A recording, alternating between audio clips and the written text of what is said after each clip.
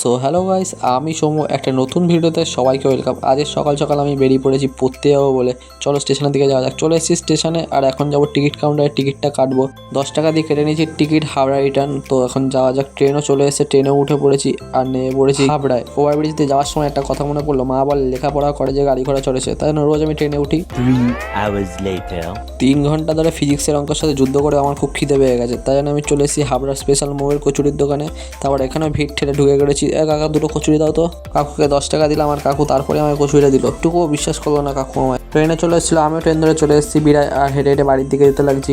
তারপর সন্ধ্যাবেলা মা আজকে 14 প্রদীপ রেডি করছিল। আজকে যেহেতু 14 প্রদীপ দেওয়ার দিন, এবার আসল কথায় আসি, আমি কেন ভিডিও ছাড়ি না, এত দেরি করে এবার ছাড়ছি কেন? আসলে আমি খুব তাড়াতাড়ি ডিমোটিভেট হয়ে যাই, আর ভিডিও ছাড়তে তার জন্য ভালো লাগে না।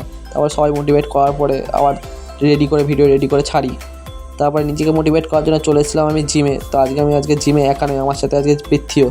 তা আমি আর পৃথ্বী জিমটা স্টার্ট করি। ওহ বাবা, আজকে খুব কষ্ট হয়ে গেছে, অনেকদিন পর জিম করেছি, ওয়েটও তুলতে পারছিলাম না। এখন বাড়ির দিকে যাওয়া যাক। বাড়ি এসে গেছি, আমি ক্রিয়েটিনটা খেতে লাগি। তোমার যদি ভিডিওটা ভালো লাগে থাকে একটা লাইক অবশ্যই করে যেও, আর কমেন্ট তো অবশ্যই করো।